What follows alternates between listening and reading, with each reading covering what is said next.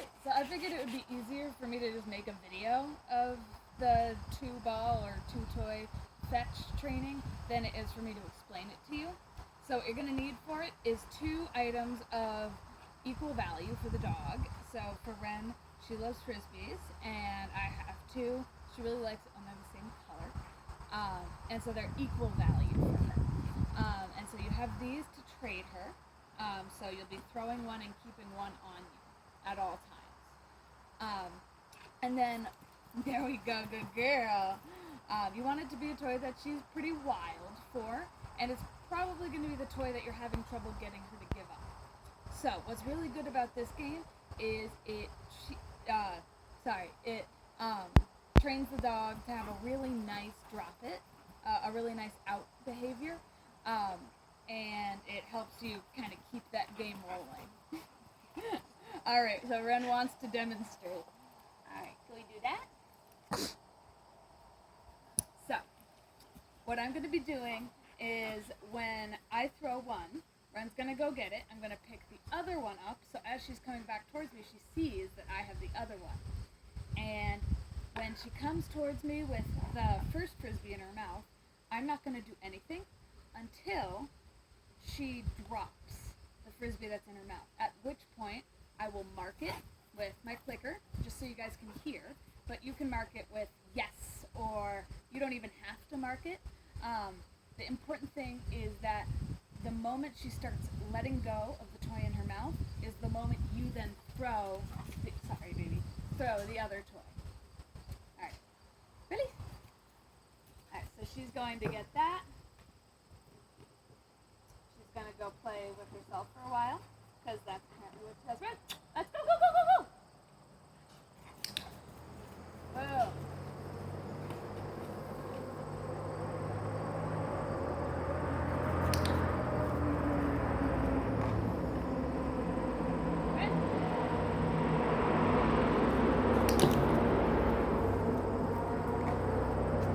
So I'm marking with the clicker. You can also mark it with a vertical.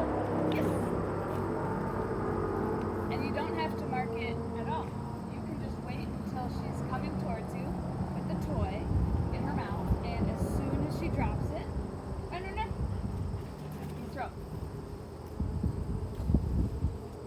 And basically the point here is the dog is learning that what they have in their mouth is not nearly as interesting as what you have in your hand, right? This is the most interesting toy. And the way that they make the interesting thing happen, right, you throwing the toy, is to drop the toy that they have in their mouth, the boring one. And if your dog likes tug, you can have a tuggy, and as she comes back, take it. Yeah, good girl.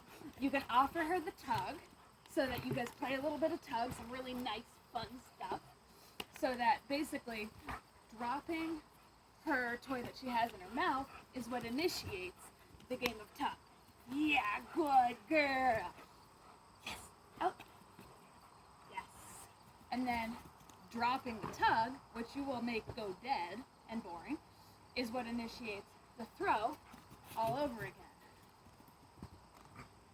So it does require a little bit of juggling, but eventually what happens is when you build this fetch habit, where the dog learns that dropping the toy is what makes the fun stuff happen, you can then play fetch with one item, eventually. Once you build up a really good reinforcement history, out for taking her mouth off of the toy. And then, once your dog starts to understand, once your dog starts to understand the concept that they have to drop it, and they're dropping it regularly, you can add a word to it. Out! When the dog drops the toy from their mouth, and you know that they will, out! You say your cue word. That will be your drop it cue. And then soon, out! Your dog will understand that out means to let the toy go, so that you can continue out having a really fun game. So hopefully that all makes sense. The whole point is that we're using operant conditioning to show, to show that how they make the fun happen is letting go of the toy, right? And you want to make sure that you stand back and don't grab for the toy, because that's just going to make them hold on for longer. And just let the dog come to you. And if your dog isn't, especially good girl, if your dog went off like she did to go play by herself, or she's not letting go of that toy that she has in her mouth, you can make the toy that you have seem so much fun. Oh, it's so fun. Oh, it's so exciting. Get it. Good girl. Run this way. Find it. Good. Kind of to entice them that, like, oh, the one in their mouth is so boring, it doesn't do anything. Run here. Yes. Right? It's so boring out there. This is the fun one. The one I have is so much more fun. It does awesome stuff. But the whole point is that you are not trying to coerce or touch or guide the dog in any way. You're letting them push the start button on fetch, right? Dropping the toy makes fetch happen. All right. Thanks, Ryan.